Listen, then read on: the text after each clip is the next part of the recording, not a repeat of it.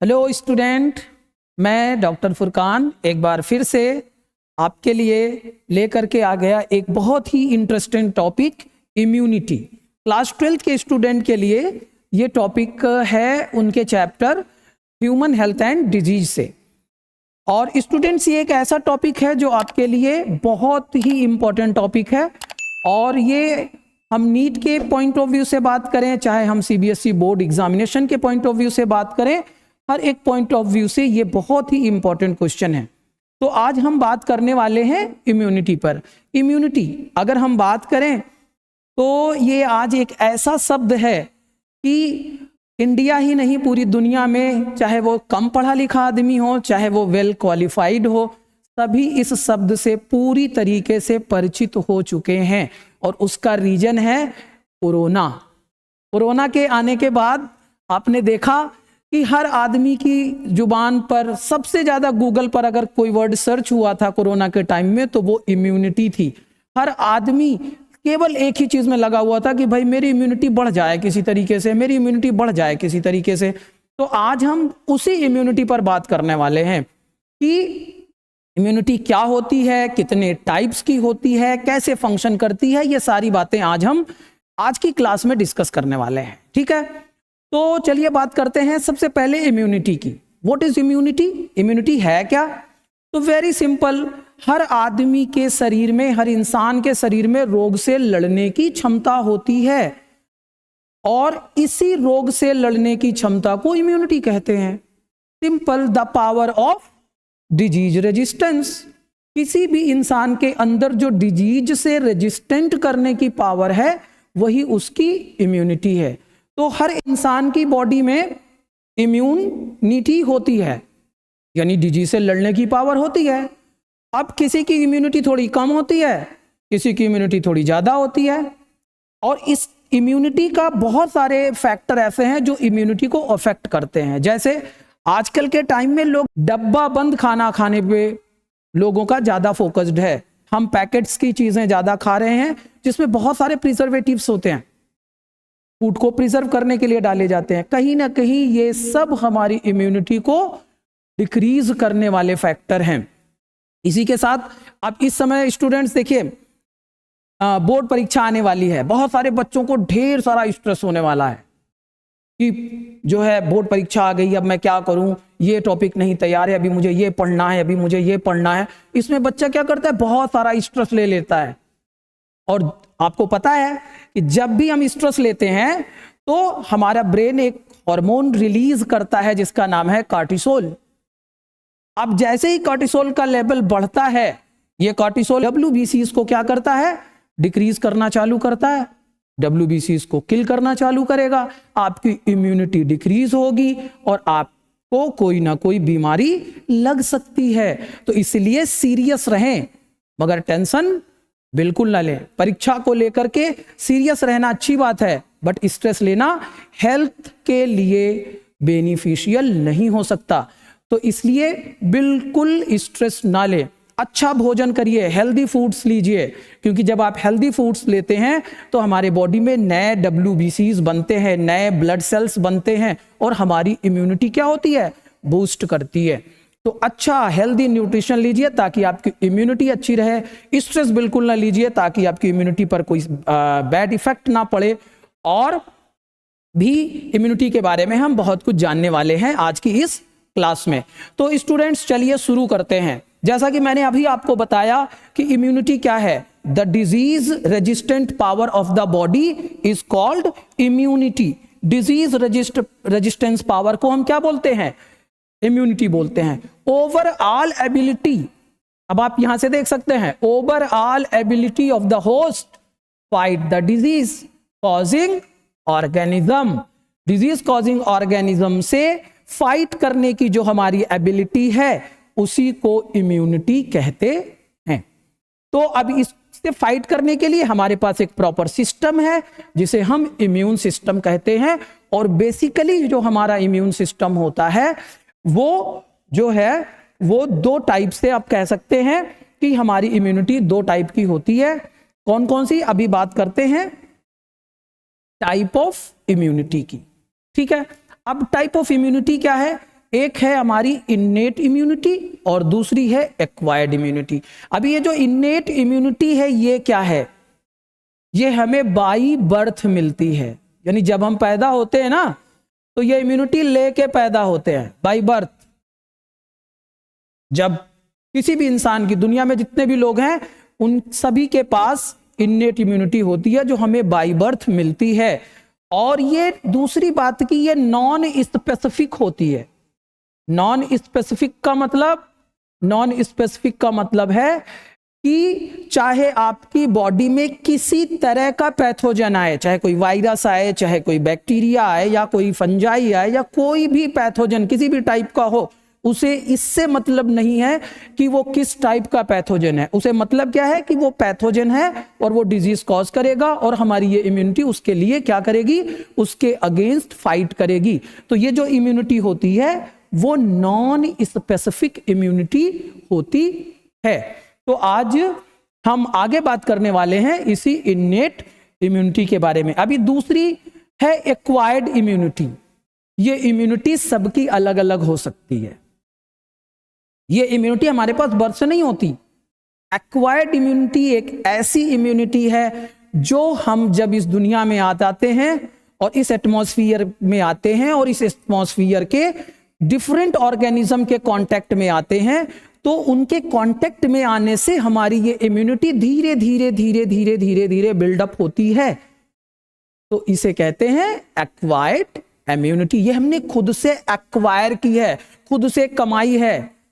जैसे होता है ना कि कुछ लोग हैं पैदा हुए तो पता चला पापा की इतनी सारी प्रॉपर्टी सब उनकी, और कुछ उन्होंने खुद से कमाई है, खुद से बनाई है, अपनी मेहनत के दम पर बनाया है, तो वो क्या है? वो एक्वायर्ड है।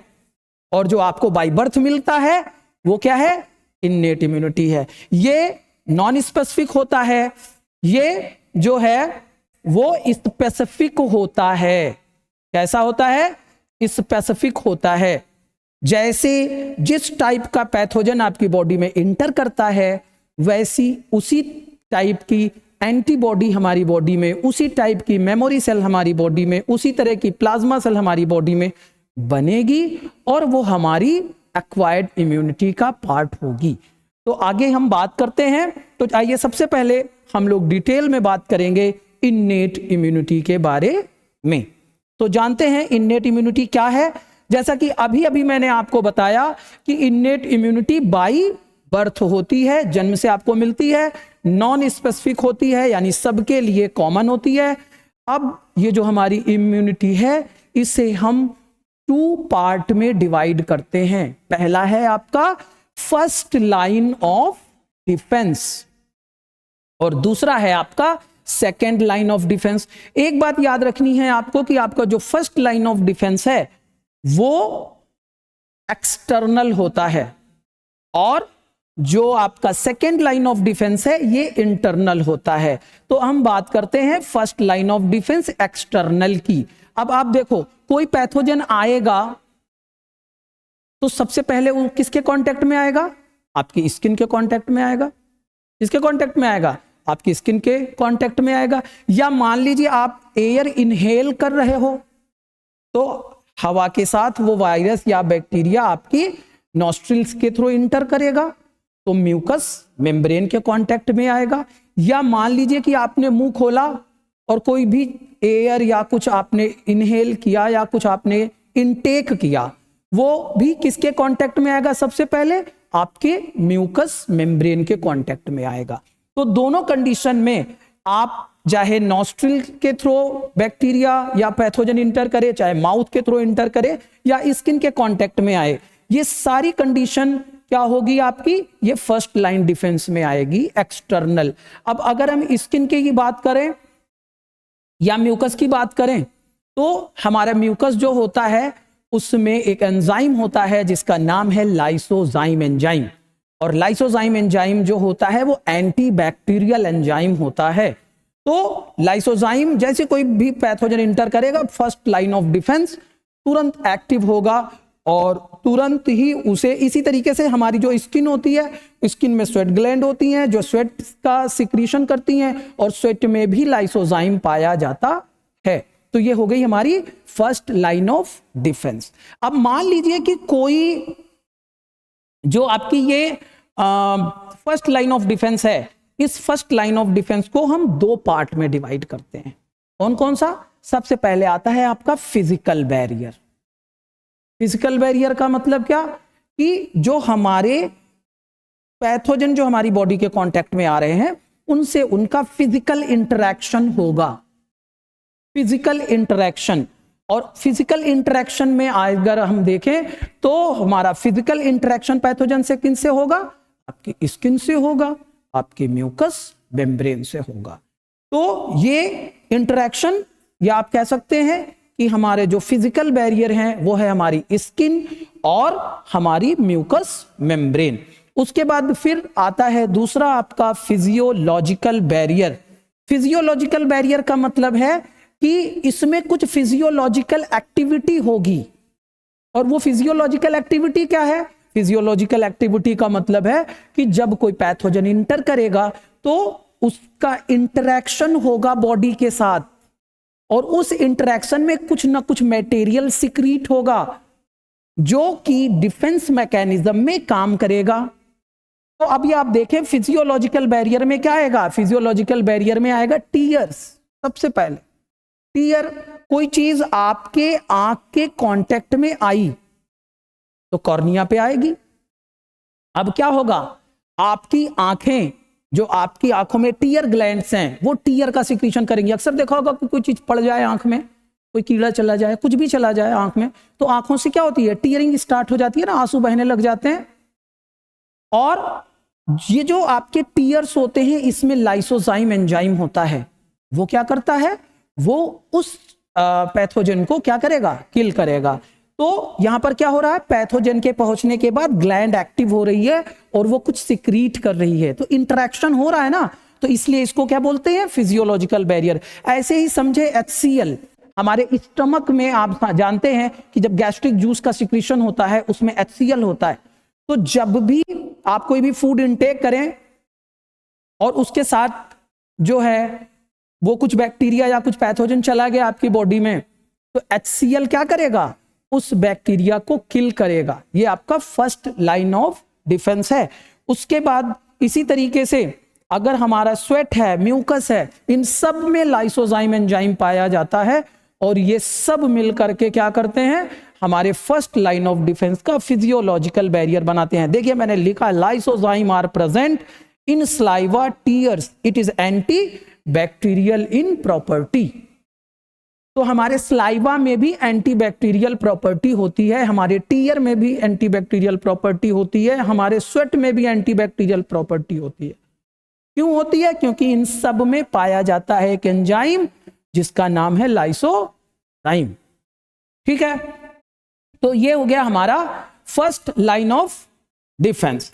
अब हम बात करते हैं नेक्स्ट जो है वो है हमारा सेकेंड लाइन ऑफ डिफेंस। अब मान लीजिए कि वो कोई पैथोजन एंट्री किया और वो फर्स्ट लाइन ऑफ डिफेंस को क्रॉस करके आगे बढ़ गया,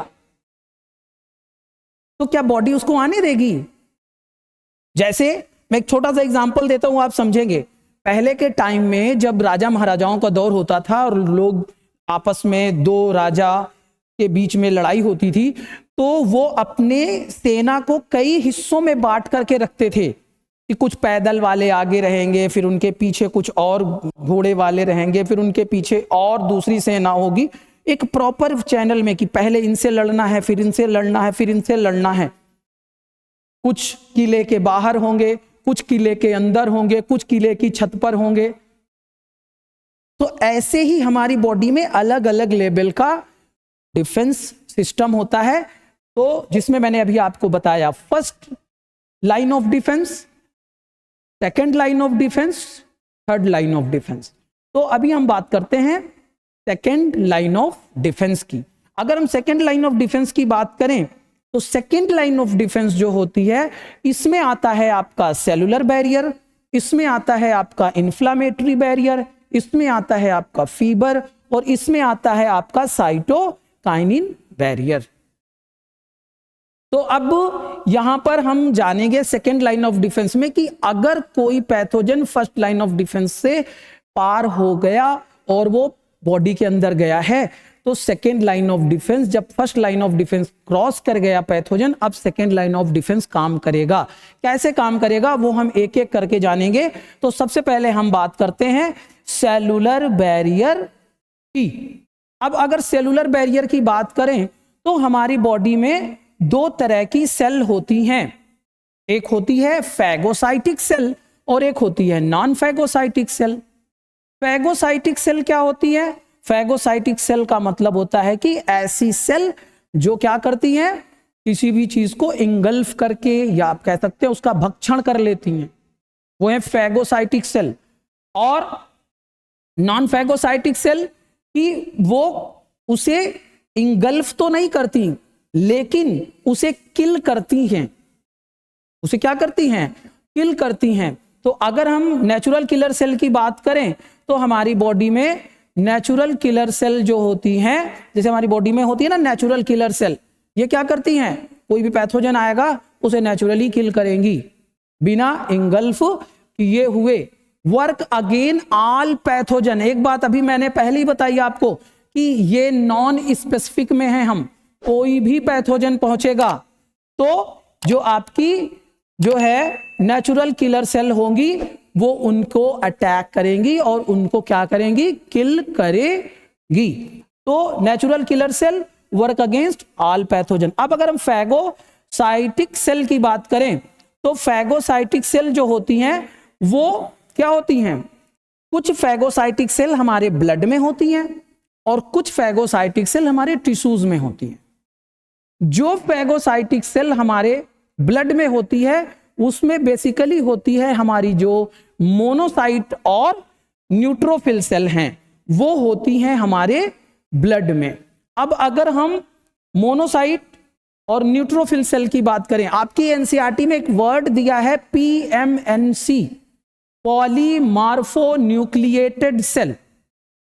पॉलीमार्फोन्यूक्लिएटेड सेल, अगर हम न्यूट्रोफिल सेल की बात करें तो इनके पास मल्टी लोब्ड न्यूक्लियस होता है। क्या होता है?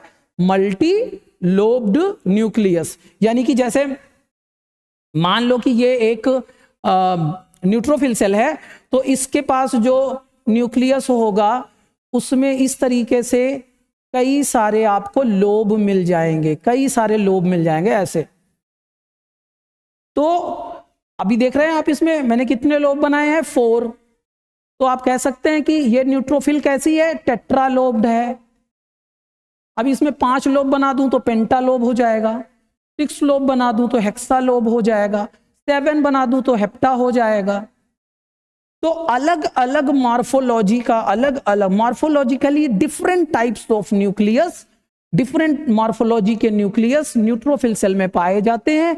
इनको बोलते हैं इसलिए पीएमएनसी, पॉलीमॉर्फोन्यूक्लिएटेड सेल।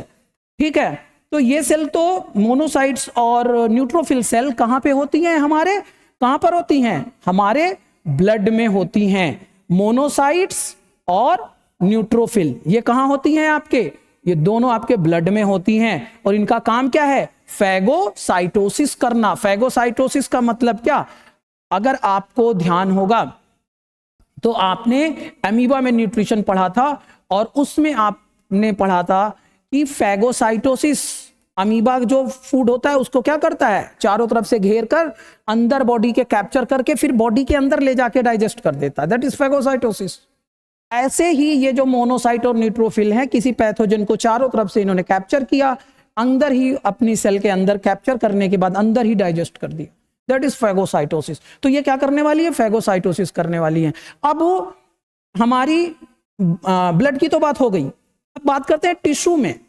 हमारे टिश्यू में मैक्रोफेज सेल होती हैं। जो मैक्रोफेज सेल होती हैं, अलग अलग टिश्यूज में अलग अलग नाम होते हैं मैक्रोफेज सेल के, बट ये होती सब मैक्रोफेज सेल ही हैं और ये भी फैगोसाइटोसिस ही करती हैं। अलग अलग टिश्यू में अलग अलग नाम है। जैसे अगर बोन के मैक्रोफेज सेल की बात करें तो उनको हम ऑस्टियोक्लास्ट कहते हैं।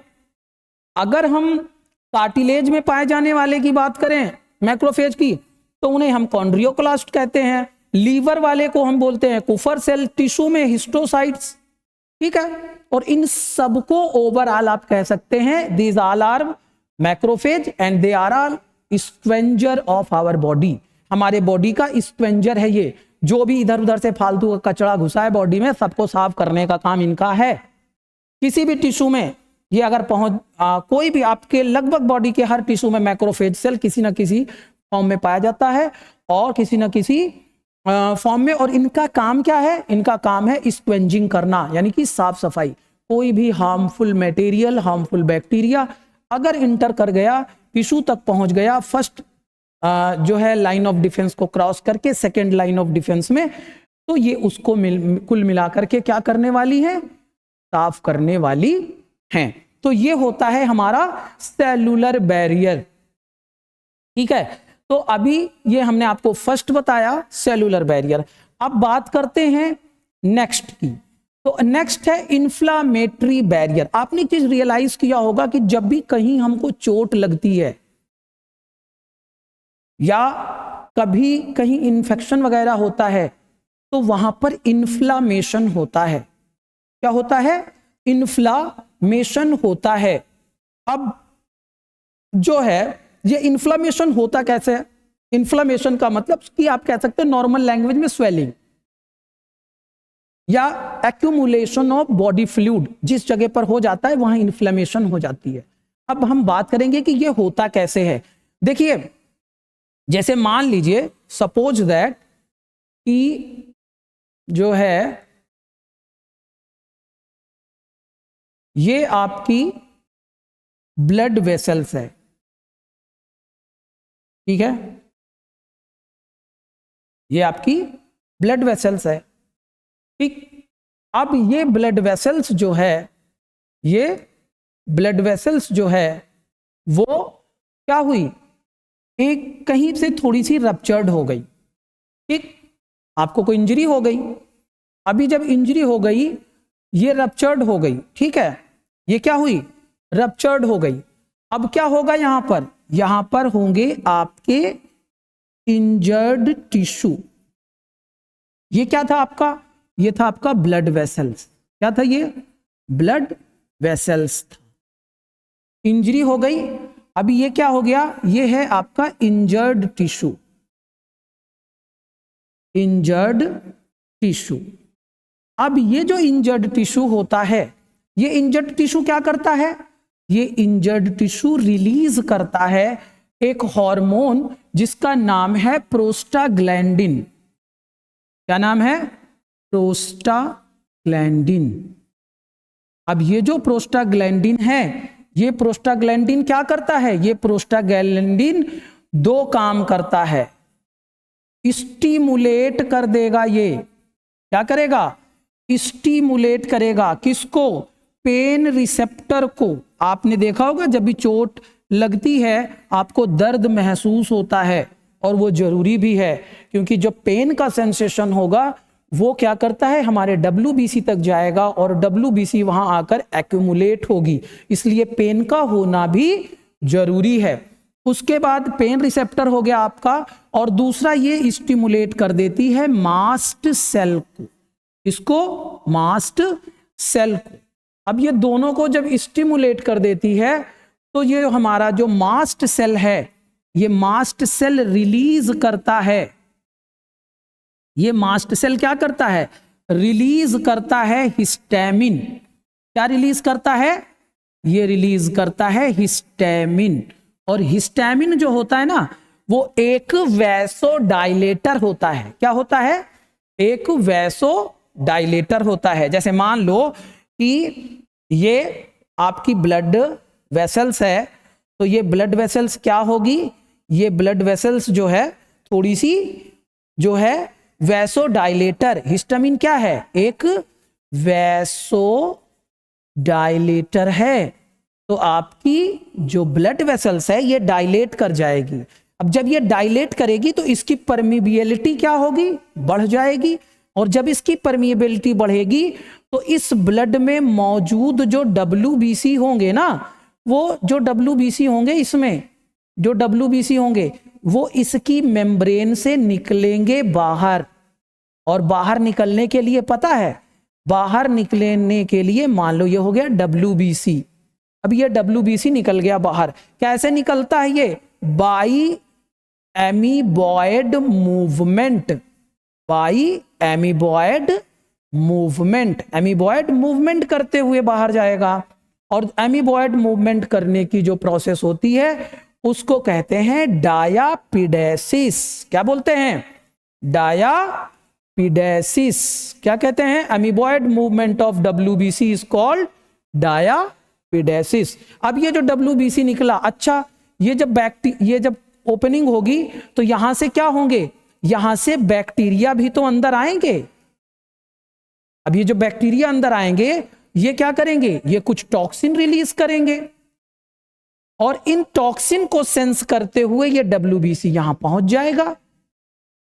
और WBC अगर यहां पहुंचा तो फिर क्या होगा? वो इस पैथोजन को किल करेगा वहां पहुंच करके। ठीक बात ना? तो ये जो मूवमेंट होता है ये कैसा मूवमेंट होता है? कीमोटैक्टिक मूवमेंट करता है ये, कीमोटैक्टिक मूवमेंट। और इस तरीके से जो इन्फ्लामेशन, अच्छा क्योंकि जब यहां पर वैसोडाइलेशन होता है तो यहां पर एक्यूमुलेट हो जाता है, एक्यूमुलेट हो जाता है आपका क्या? इंटरस्टिशियल फ्लूइड, इंटरस्टिशियल फ्लूइड यहां पर एक्यूमुलेट हो जाता है, जिसकी वजह से क्या हो जाती है? स्वेलिंग आ जाती है। तो ये एक तरह का क्या है? डिफेंस मैकेनिज्म है। आई बात समझ में? तो वेरी सिंपल, जब भी कोई इंजरी होगी आपका जो इंजर्ड टिश्यू होगा वो प्रोस्टाग्लैंडिन सिक्रीट करेगा। प्रोस्टाग्लैंडिन क्या करेगा? मास्ट सेल और पेन रिसेप्टर को स्टिमुलेट करेगा। मास्ट सेल क्या करेगा? हिस्टामिन को रिलीज करेगा। हिस्टामिन क्या करेगा? हिस्टामिन जो है वो क्या करेगा? हिस्टामिन जो है वो रिलीज करेगा। हिस्टामिन क्या है? एक वेसोडाइलेटर है। वेरी सिंपल, वेसोडाइलेटर है। क्या करेगा? आपकी वेसल्स को डायलेट करेगा, वेसल्स थोड़ी खींचेगी, परमिबिलिटी बढ़ेगी, परमिबिलिटी बढ़ेगी, उससे WBC बाहर निकलेगा। कैसे निकलेगा? थोड़ा ऐसा ऐसा करके टेढ़ा मेढ़ा होकर निकलेगा अमीबा की तरह। और इस तरीके से बाहर आने को क्या बोलते हैं? Diapedesis. That amoeboid movement of WBC is called diapedesis. और फिर ये क्या करेगा? जो बैक्टीरिया अंदर आया है वो अपनी स्टेबिलिटी के लिए कुछ ना कुछ एंटीजन तो सिक्रीट ही कर रहा होगा ना। तो क्या करेगा? वो उस एंटीजन को रीड करते हुए कीमोटैक्टिक मूवमेंट सेंस करते हुए पहुंच गया WBC और उसने उसको किल करना चालू कर दिया। ये है हमारा इन्फ्लामेटरी बैरियर। क्या है? Inflammatory barrier. ठीक, इसके बाद जो नेक्स्ट है हमारा वो है फीबर। फीबर अक्सर लोगों को आता है तो लोग कहते हैं हम बीमार हैं, जबकि फीबर आने का मतलब आप बीमार तो हैं, इन्फेक्शन है आपकी बॉडी में, but fever is also a defence mechanism. ये आपकी इम्यून सिस्टम का ही एक पार्ट है। देखिए जब होता क्या है कि जब कोई पैथोजन आपकी बॉडी में इंटर करता है तो उसकी मुलाकात होगी WBC से। किससे मिलेगा? WBC से मिलेगा। अच्छा जब ये WBC से मिलेगा, अब देखो ये जो पैथोजन है ये क्या करेगा? ये पैथोजन रिलीज करेगा कुछ टॉक्सिक मटेरियल, आप कह सकते हैं कुछ टॉक्सिन रिलीज करेगा ये। और जो आपका WBC है वो भी क्या करता है? वो रिलीज करता है जो है वो इंटरल्यूसिन को। इसको रिलीज करता है इंटरल्यूसिन फर्स्ट। इसको रिलीज करता है इंटरल्यूसिन फर्स्ट को रिलीज करता है। और ये दोनों, ये टॉक्सिन और ये दोनों जो है, ये और ये दोनों क्या है? एक तरीके से आप कह सकते हैं ये है पायरोजन। क्या है ये? They act as pyrogen. तो क्या होगा? इस टॉक्सिन का लेवल, जब ये टॉक्सिन सिक्रीट होगा तो ब्लड में इसका भी लेवल इंक्रीज होगा। जब इंटरल्यूसिन, ये इसका भी लेवल ब्लड में इंक्रीज होगा, दोनों का लेवल इंक्रीज होगा। अब जैसे ही दोनों का लेवल इंक्रीज होगा, ये पायरोजन क्या करेगा? ये पायरोजन स्टिमुलेट कर देगा। क्या करेगा? स्टिमुलेट कर देगा। किसको? आपके थर्मोस्टेट को। और आपका थर्मोस्टेट कौन है? हाइपोथैलेमस। हाइपोथैलेमस। और ये आपके हाइपोथैलेमस को स्टिमुलेट करेगा। और हाइपोथैलेमस क्या करेगा? बॉडी टेम्परेचर इंक्रीज कर देगा। बॉडी टेम्परेचर क्या करेगा? इंक्रीज कर देगा। आपका बॉडी टेम्परेचर इंक्रीज हो गया। आपका जैसे ही बॉडी टेम्परेचर इंक्रीज होगा, आपको पता है कि जब टेम्परेचर इंक्रीज होगा, आप कहेंगे भैया हमको बुखार आ रहा है। अब क्या होगा? टेम्परेचर इंक्रीज करने से क्या होगा? आप ये जानते हैं कि बहुत सारे जो एंटीजन या एंटीबॉडी होते हैं नॉर्मली वो प्रोटीन होते हैं, और जैसे ही टेम्परेचर इंक्रीज होगा वैसे ही ये प्रोटीन डीनेचर होना चालू हो जाएगी, यानी वो प्रोटीन डिस्ट्रॉय होनी चालू हो जाएगी, इनएक्टिव होनी चालू हो जाएगी। उससे क्या होगा? पैथोजेन की ग्रोथ स्लो हो जाएगी। उसकी जो ग्रोइंग स्पीड है, ग्रोथ करने की स्पीड है, वो घट जाएगी। और कहीं ना कहीं आपने एक चीज रियलाइज किया होगा कि जब आपको फीवर आता है, आपके मुंह का टेस्ट चला जाता है, भूख नहीं लगती है, डाइजेशन खराब हो जाता है। क्यों? क्योंकि केवल टेम्परेचर इंक्रीज करने से पैथोजेन का एंजाइम्स थोड़ी ना डिग्रेड होगा, आपकी बॉडी का भी तो डिग्रेड होगा। और अगर आपके बॉडी का डिग्रेड हुआ तो, अगर आपके बॉडी का डिग्रेड होगा तो जाहिर सी बात है कि वो इसका इफेक्ट आपकी बॉडी पे भी दिखेगा। इसलिए जब बुखार होता है तो कुछ अच्छा नहीं लगता, खाने में टेस्ट वेस्ट नहीं आता, क्योंकि एंजाइम डिस्टर्ब हो जाता है हाई टेम्परेचर जाने पर। समझ गए ना? तो बॉडी टेम्परेचर इंक्रीज हो जाएगा, जिससे क्या होगी? माइक्रोबियल ग्रोथ डिक्रीज हो जाएगी। क्या होगा? माइक्रोबियल ग्रोथ डिक्रीज हो जाएगी। ठीक है, माइक्रोबियल ग्रोथ डिक्रीज कर जाएगी। अब हमको जैसे बुखार आता है वैसे ही आजकल आपने एक चीज नोटिस किया होगा कि बुखार की जितनी भी दवाएं होती हैं उन सब में पैरासीटामॉल होता है। चाहे बच्चों की सिरप हो, चाहे बड़ों की टैबलेट हो, सब में पैरासीटामॉल मिलेगा। क्यों? क्योंकि जो पैरासीटामॉल होता है ना, वो एंटी पैरोजेन होता है। पैरासीटामॉल क्या होता है? ये होता है एंटी पायरोजेन। एंटी पायरोजेन। अब ये क्या करेगा? पैरासीटामॉल आपके ब्लड में जाएगा और पायरोजेन के लेवल को डिक्रीज करेगा। जैसे ही पायरोजेन का लेवल डिक्रीज होगा वैसे ही क्या होगा?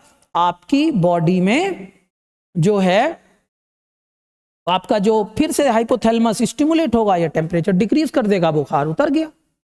बहुत ही सिंपल सा तरीका है ना। अब पहले के दौर में ना लोग ऐसे ट्रीटमेंट करते थे, लोगों कहीं बहुत ज्यादा तबीयत खराब, कहीं कंबल उड़ा दो, रजाई उड़ा दो। क्यों? बॉडी का टेम्परेचर बढ़ेगा। कमरे में भट्ठी जला दो, आग जला दो, सेकाई कर दो, ये सब तरीका था पहले के पुराने जमाने में ट्रीटमेंट के। तो क्यों थे ये तरीके? क्योंकि ये लोग पता था कि अगर आप टेम्परेचर बढ़ाएंगे तो ये प्रोसेस होने वाली है, जिससे क्या होगा भाई, आदमी को थोड़ा सा दिक्कत होगी, लेकिन कहीं ना कहीं उसके साथ साथ में जो पैथोजन है उसकी ग्रोथ स्लो हो जाएगी। तो ये फीवर भी हमारी बॉडी का एक। और अब अगला जो हम बात करने जा रहे हैं नेक्स्ट, वो बहुत ही इंपॉर्टेंट है, very very very very very important.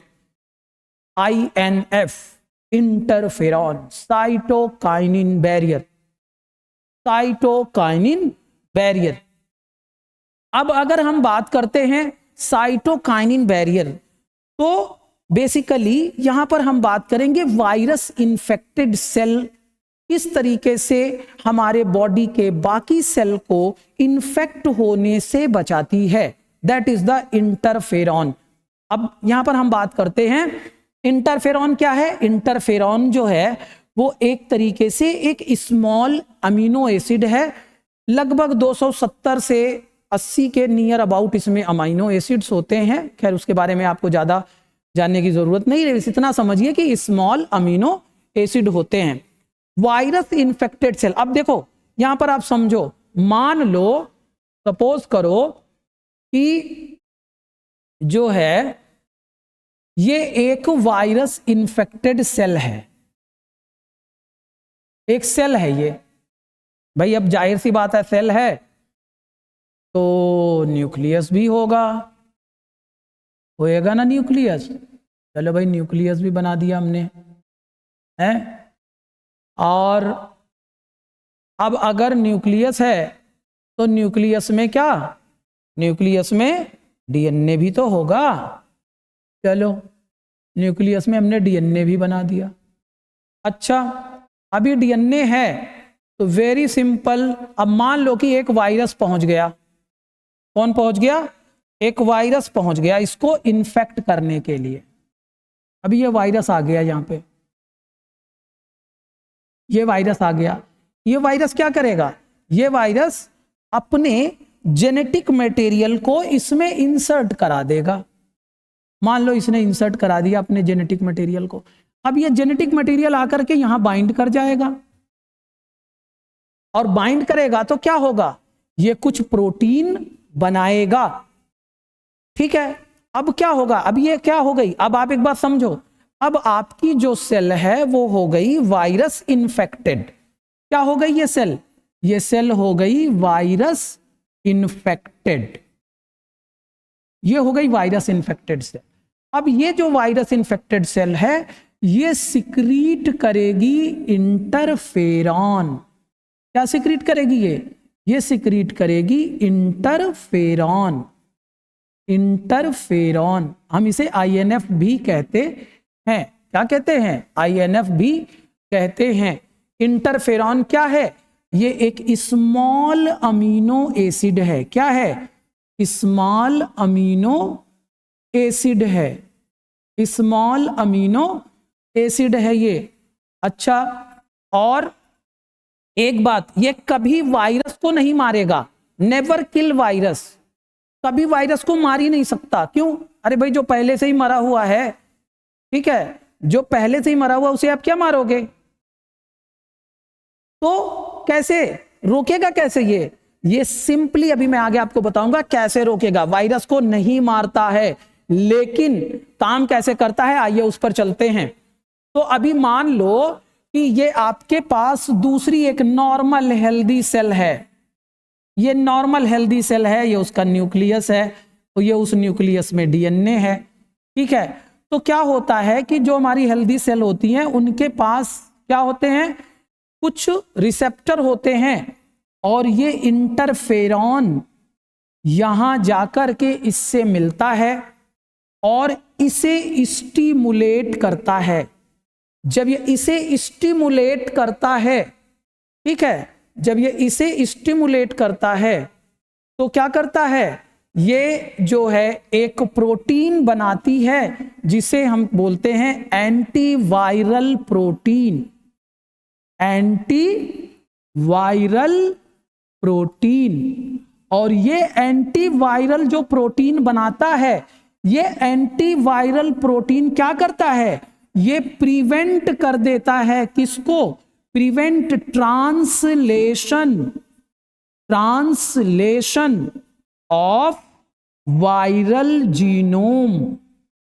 Viral genome का ट्रांसलेशन हो गया बंद, यानी कि अब वायरस कुछ भी नहीं कर सकता। क्यों? क्योंकि भाई वो जब अपनी प्रोटीन नहीं बना पाएगा तो फिर वो अपने नंबर्स कैसे इंक्रीज करेगा? तो इसलिए उसे प्रोटीन चाहिए। अब ये जो इंटरफेरॉन है इसने इसको सिंबल दे दिया कि भाई जैसे मान लो कि तुम्हारे घर में कोई मेहमान आया, ठीक, और आप क्या किए? आप जानते हैं कि वो मेहमान थोड़ी देर बाद पड़ोसी के यहाँ भी जाने वाला है, तो आपने धीरे से फोन करके पड़ोसी को बता दिया कि भैया फला आए हैं और ये अभी थोड़ी देर बाद आपके घर जाएंगे। तो वो क्या करेगा? उसके आने की पूरी तैयारी कर लेगा कि भैया वो आने वाले हैं, हम जो भी अरेंजमेंट करना है कर लो। वैसे ही ये क्या करता है? इसे इन्फॉर्म कर देता है कि भाई साहब वायरस आ चुका है, तुम तैयारी कर लो। ये क्या करता है? एंटीवायरल प्रोटीन बना के रख लेता है कि भाई चलो मैंने बना के रख लिया। अब जब वायरस पहुंचेगा तो क्या करेगा? वायरस ट्रांसलेशन कर ही नहीं पाएगा, जिसकी वजह से क्या होगा कि यहां पर कोई इंफेक्शन नहीं होगा। अच्छा अब अगर बात करें, हम थोड़ी सी प्रॉपर्टी की बात कर लेते हैं इंटरफेरॉन की। आई होप आपको बातें समझ में आ गई होंगी। इंटरफेरॉन जो है वो मेनली 3 टाइप का होता है, अल्फा, बीटा एंड गामा। सबसे कॉमन होता है अल्फा, ठीक है, सबसे कॉमन होता है अल्फा। अच्छा एक और बात जो मुझे आपको बतानी चाहिए वो ये है कि ये स्पीसीज स्पेसिफिक होता है, वायरस स्पेसिफिक नहीं होता। मतलब कि जैसे किसी इंसान का इंटरफेरॉन है तो उसे किसी दूसरे इंसान को आप दे सकते हो, चाहे कोई भी डिजीज हो, उसको कोई भी वायरस का इन्फेक्शन हो, उसको मान लो चाहे जो है क्या कहते हैं हिपेटाइटिस हो जाए, चाहे उसको HIV हो जाए, कोई भी वायरल इन्फेक्शन हो जाए, आप अगर इंसान है तो इंसान का इंटरफेरॉन दिया जा सकता है, क्योंकि जो इंटरफेरॉन होता है वो स्पीसीज स्पेसिफिक होता है, वायरस स्पेसिफिक नहीं होता। मतलब अगर इंसान का इंटरफेरॉन है, आजकल इस पर काफी ट्रीटमेंट हो रहे हैं, बड़े बड़े प्राइवेट हॉस्पिटल्स में लोग अल्फा इंटरफेरॉन का यूज करते हैं वायरस के अगेंस्ट, ठीक है। तो जो हमारा इंटरफेरॉन है ये स्पीसीज स्पेसिफिक होता है। जैसे मान लो इंसान का है तो इंसान का इंटरफेरॉन, एक इंसान का इंटरफेरॉन दूसरे इंसान को दिया जा सकता है, भले उसकी डिजीज अलग उसकी डिजीज अलग हो, इससे मतलब नहीं, क्योंकि ये वायरस स्पेसिफिक होता ही नहीं। जो इंटरफेरॉन जो काम पोलियो वायरस के लिए करेगा, जो काम HIV वायरस के लिए करेगा, जो काम हेपेटाइटिस वायरस के लिए करेगा, वो सबके लिए काम करेगा एक ही इंटरफेरॉन, बशर्ते वो अगर मान लो इंसान का इंटरफेरॉन है तो इंसान का ही होना चाहिए। वो चाहे बॉडी अलग अलग हो लेकिन इंटरफेरॉन सब में काम करेगा अलग अलग वायरस के लिए। इसलिए ये वायरस स्पेसिफिक नहीं, स्पीसीज स्पेसिफिक होता है, ठीक है। तो ये सिंपली अब क्या होगा कि ये जो आपका नॉन इन्फेक्टेड सेल है वो इसके अगेंस्ट एंटीवायरल प्रोटीन सिंथेसाइज करेगा और ये प्रोटीन वायरस के जो है प्रोटीन को बनने नहीं देगा, यानी उसकी ट्रांसलेशन की प्रोसेस को रोक देगा। तो इस तरीके से हमारा इंटरफेरॉन काम करता है। कुछ बातें याद रखनी है आपको, जैसे टाइप्स अल्फा, बीटा और गामा। सबसे कॉमनली क्या पाया जाता है? अल्फा पाया जाता है। क्या होता है? स्पीसीज स्पेसिफिक होता है, वायरस स्पेसिफिक नहीं होता है। वायरस को कभी नहीं मारता है, केवल वायरस के ट्रांसलेशन को। It is not virus specific but species specific. It only inhibit translation of viral protein, never kill virus. कभी वायरस को नहीं मारेगा, वायरस की प्रोटीन की ट्रांसलेशन को रोक देगा। वायरस स्पेसिफिक नहीं होता, स्पीसीज स्पेसिफिक होता है, ठीक है। और जो नॉन इन्फेक्टेड सेल हैं उनकी सेल मेम्ब्रेन पर अटैच होकर के क्या करता है? उन्हें सिग्नल भेजता है, जिससे नॉन इन्फेक्टेड सेल क्या करती हैं? एंटीवायरल प्रोटीन सिंथेसाइज कर देती हैं, जो इनहिबिट कर देता है translation of protein of virus को, जिसकी वजह से वायरस की ग्रोथ रुक जाती है। अब आप एक बात समझे, जब कोई इंसान वायरस से अफेक्टेड होता है तो धीरे धीरे क्या होता है? इंटरफेरॉन का लेवल बढ़ता है बढ़ता है बढ़ता है। पहले जो है क्या कहते हैं लैग फेज आती है, फिर लॉग फेज आती है, स्टेशनरी कंडीशन में आता है और फिर वो डिजीज उसकी अपने आप ठीक हो जाती है। ये अपनी बॉडी की खुद की सेल्फ डिफेंस मैकेनिज्म है। तो that was about the innate immunity. आशा करता हूं कि आपको इन्नेट इम्यूनिटी समझ में आ गई होगी। अगर कोई डाउट्स है तो आप हमसे कमेंट बॉक्स में पूछ सकते हैं। और जो है अगली क्लास जो होगी आपकी, इसी टॉपिक का जो नेक्स्ट पार्ट है एक्वायर्ड इम्यूनिटी, हम उस पर चर्चा करेंगे। तब तक के लिए आप अपना ध्यान रखिए, मस्त रहिए और अगली क्लास में मिलते हैं एक्वायर्ड इम्यूनिटी के साथ। Okay student, bye and thank you so much for watching me.